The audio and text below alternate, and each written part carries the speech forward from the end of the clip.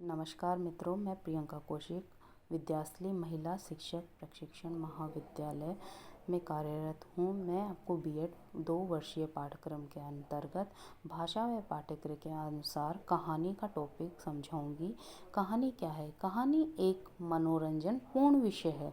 यह अपने आप में ही पूर्ण है, क्योंकि कहानी जो बीत गई वही कहानी है। जैसे आज हमारे साथ जो बीता है, कल हम उसको किस तरह से व्यक्ति को समझाते हैं, वो कहानी बन जाती है। कहानी आप किस तरह से प्रस्तुत करते हैं वो आपके ऊपर निर्भर करता है। जैसे आप स्वयं कितनी उसको मनोरंजनपूर्ण, मान लो हास्य की कहानी है तो कैसे उसको सुनाते हैं, और वीरता की कहानी है तो कैसे सुनाते हैं, कोई दुख भरी कहानी है तो उसको कैसे सुनाते हैं, ये सब आपके ऊपर डिपेंड करता है। जैसे कहानी में श्रृंगार की बात की जाए तो श्रृंगार होना चाहिए, उसमें श्रृंगार का भाव होना चाहिए। अगर दुख की बात की जाए तो उसमें करुण रस होना चाहिए।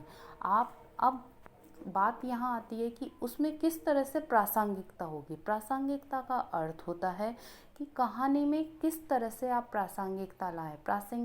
प्रासंगिकता यानी औचित्यता। हम जहाँ हैं वहाँ उसी तरह की बात होनी चाहिए। कैसे होनी चाहिए? जैसे आप मान लीजिए कि किसी के यहाँ पर शादी है, समारोह है, और आप वहाँ जाके दुखी होके कहें कि अरे तेरी शादी है क्या, तो उस व्यक्ति को अच्छा नहीं लगेगा। और यही बात आप कहेंगे हर्ष और उल्लास के साथ, अरे वाह आपकी शादी है, बहुत अच्छा लगा, तो उस चीज़ की प्रासंगिकता वहाँ होगी। दुख के समय में अगर हम हंस के बात करें तो वो उसकी प्रासंगिकता नहीं होगी। कबीरदास जी भी कहते हैं कि प्रासंगिकता का होना अति आवश्यक है किसी भी चीज़ में। अब कहानी टॉपिक पे आते हैं, तो कहानी का उद्भव और विकास किस तरह से हुआ। तो कहानी का उद्भव, कहानी जनेंद्र कुमार के अनुसार कहानी मानव के मन की उस भूख के समान है जो निरंतर समाधान पाने की दिशा में अग्रसर रहता है। यानी उसकी भूख भूख किस तरह से, आप जानते हैं कि मनुष्य की भूख कभी समाप्त नहीं होती है। किस तरह से, मतलब उसके मन में एक लालसा होती है, उसके मन में एक तृष्णा होती है। वो उस तृष्णा के पीछे हमेशा भागता रहता है, और हमेशा वो उस भूख के समान है कि उसको हमेशा लगता है कि कहीं ना कहीं कुछ ना कुछ छूट रहा है। उसको जितना मिलेगा, मनुष्य की तृष्णा कभी ख़त्म नहीं होती है। और अगर समाधान पाने की बात की जाए तो समाधान पाने की दिशा की ओर अग्रसर रहना ही कहानी है। अब विदेशी विद्वान के अनुसार कहानी एक गुड़दौड़ के समान है, जिससे आदि और अंत ही रोचक होता है। यानी उसका शुरुआत से लेकर अंत तक वो रोचक ही रहेगा। उसको रोचकता लाने के लिए उसमें वो तरह तरह के प्रयास करेगा। किस तरह से प्रयास करेगा कि जिस तरह आप मान लो कि कहानी सुना रहे हैं, तो कोई मतलब उसके अंदर हर्ष और उल्लास की कहानी सुना रहे हैं, तो उसके अंदर आप कुछ रोचक तत्व डालेंगे तभी वो कहानी रोचक होगी। उसका ज्यों का त्यों अगर आप उसको कहेंगे तो उसमें कहीं रोचकता प्रकट नहीं होगी। आप उसमें हर्ष की बात करेंगे, आप उसमें उल्लास की बात करेंगे, आप उसमें मनगढ़ंत बातें भी करेंगे, आप उसमें तरह तरह के उदाहरण देंगे। अगर उदाहरण नहीं देंगे तो बच्चा कहानी में इंटरेस्ट नहीं लेगा। इंटरेस्ट तभी लेगा तब वो रोचक तरीके से कही जाए।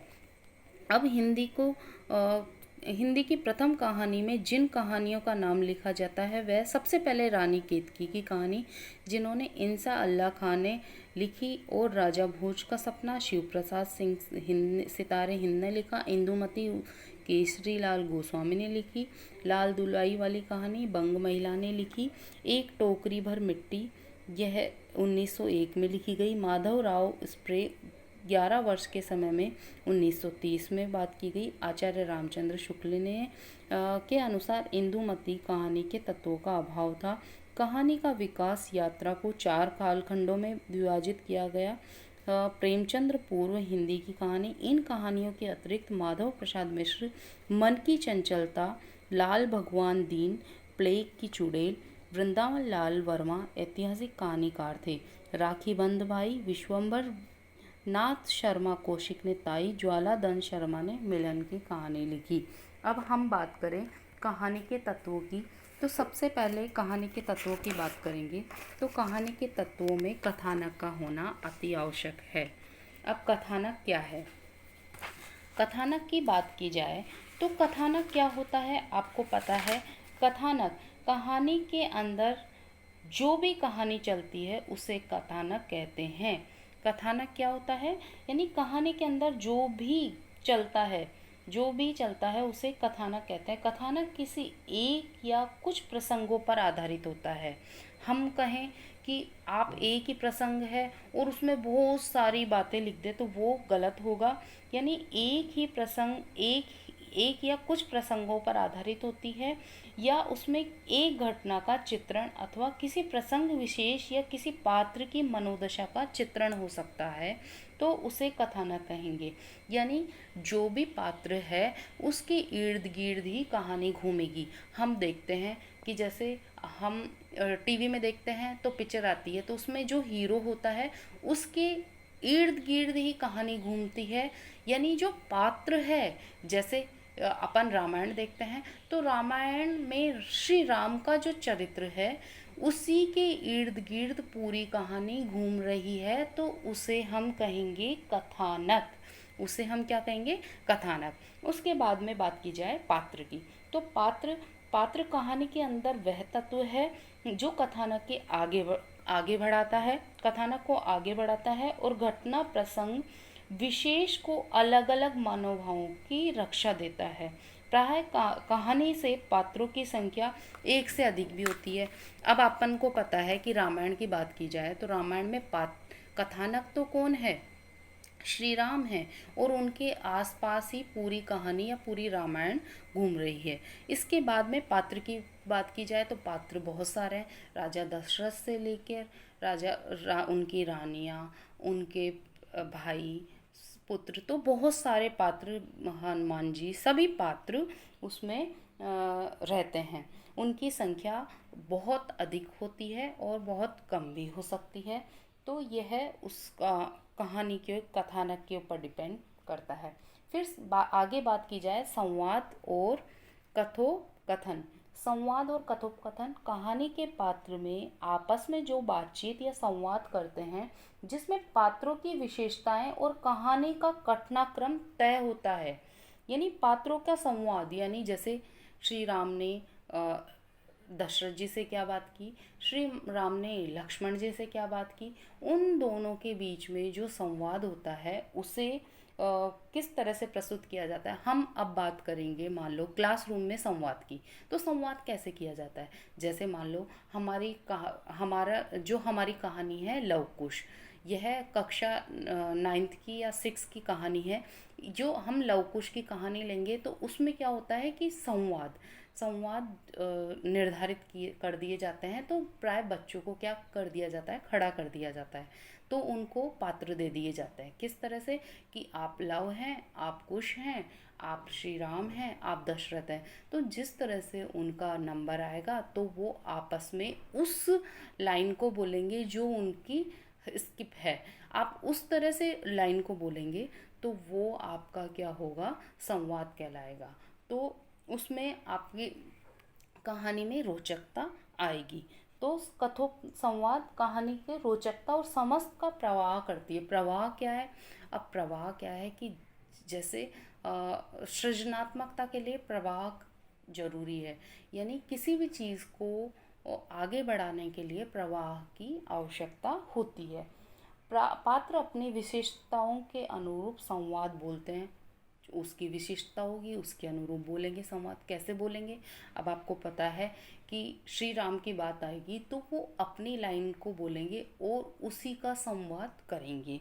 और उनकी जो विशिष्टता है तो वो दयालु भाव से या करुण भाव से या हर्षपूर्वक उस बात को बोलेंगे। अब यहीं रावण की बात आए तो वो बिल्कुल रौद्र रस का, उस ओज गुण का और एक घमंडी वाली बात करेगा। तो वो उसके पात्र के ऊपर डिपेंड करता है। इसके बाद में बहुत कुछ ऐसा हो जाता है कि कुछ बहुत लंबे संवाद होते हैं, कुछ बहुत छोटे होते हैं जो पाठक के मन पर गहरा प्रभाव छोड़ते हैं। अब आपको पता है इस समय रामायण बहुत अच्छा दिखाया जा रहा है। और उसके संवाद की बात की जाए तो आज आपने देखा कि सभी लोग उस पर बात कर रहे हैं। आगे हम भाषा शैली की बात करते हैं। तो भाषा शैली यानी हर कहानी की रचना का विधान अलग होता है, जो उसके उद्देश्य, कथानक, देश काल, वातावरण आदि द्वारा निर्धारित होते हैं। कहानीकार अपनी रुचि के अनुसार और उदाहरण के लिए ग्रामीण पृष्ठभूमि के संबंध रखने वाले पात्रों की भाषा में वहाँ ग्रामीण भाषा का प्रयोग करेगा, और स्थानीय का पुट होगा वहाँ पर स्वाभाविकता प्रदान करेगा, स्थानीय भाषा में बात करेगा। क्षेत्रीयता की बात की जाए तो क्षेत्रीयता में बात करेगा। इसके अतिरिक्त स्वयं कहानीकार की भाषाओं में रुचि लेने के लिए भाषाई वैशिष्ट का होना जरूरी होता है। प्राय वर्णनात्मक, संवादात्मक, आत्मकथात्मक, पत्र और डायरी आदि शैलियों का प्रयोग भी किया जाता है। अब भाषा शैली, आपकी जो भाषा है उसमें, आपकी भाषा संस्कृत में है तो आपकी भाषा संस्कृत में कहानी होगी, हिंदी में है तो हिंदी भाषा में होगी।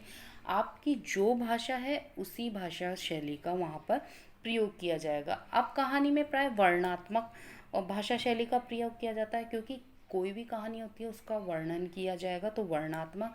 संवादात्मक, संवाद यानी संवादात्मक क्या होगा कि जो संवाद दे दिए जाते हैं उसके ऊपर वो कहानी संवादात्मक। आत्मकथात्मक यानी जो खुद के ऊपर होती है या उसने देखी हो तो आत्मकथात्मक। पत्र, पत्र यानी हम किसके लिए लिख रहे हैं तो वो पत्र या डायरी के रूप में आदि शैलियों के रूप में भाषा शैली हो सकती है। अब उद्देश्य की बात की जाती है तो उद्देश्य क्या होता है? कहानीकार के मानव में अलग अलग उद्देश्य होते हैं जिन्हें लेकर वह कहानी बुनता है, लेकिन फिर उस कहानी का प्रमुख उद्देश्य होता है कलात्मक ढंग से जीवन की व्याख्या करना। कलात्मक ढंग से जीवन की व्याख्या वो करेगा तो उस कहानी को वो आगे रुख दे सकता है। कहानीकार किसी घटना के प्रसंग को लेकर किसी भाव या विचार का संप्रेषण कर समस्या की ओर पाठक का ध्यान आकर्षित करता है। यानी कहानीकार क्या करेगा, किसी घटना का प्रसंग लेगा, यानी जो भी घटना है उसका प्रसंग लेगा, फिर उस भाव और विचार का संप्रेषण करेगा। यानी संप्रेषण यानी विचारों का, उसके मन में जो भाव है उन विचारों का आदान प्रदान करेगा और पाठक का ध्यान आकर्षित करेगा। अब पाठक का ध्यान कैसे आकर्षित करेगा तो वो सब उसके संप्रेषण पे डिपेंड करेगा। संप्रेषण कैसे होगा तो वो अपने विचारों को किस तरह से प्रस्तुत करता है। अगर वो रोचक तरीके से प्रस्तुत करेगा तो उसकी कहानी में इंटरेस्ट लिया जाएगा, और नहीं करेगा तो उसको नीरस करके वहीं छोड़ दिया जाएगा। तो प्रतिभा, अगर वक्ता में प्रतिभा है तो वो अपने विचारों को खुलकर आह्वान करेगा, और अगर वो नीरस तरीके से करेगा तो आज के युग में कोई भी नीरस तरीके से कुछ भी उसको नहीं कर सकता है। अगर रोचकता नहीं होगी तो उसका कोई मतलब नहीं है। अब रोचकता के साथ और रोचकता के साथ आप कहानी को आकर्षित कैसे करेगा? सामाजिक और नैतिक मूल्यों की स्थापना करेगा। विशुद्ध और स्वस्थ मनोरंजन के लिए कहानियों का प्रयोग किया जाएगा। यह कहानी का उद्देश्य होता है। ठीक है। अब इसमें कहानी जो होती है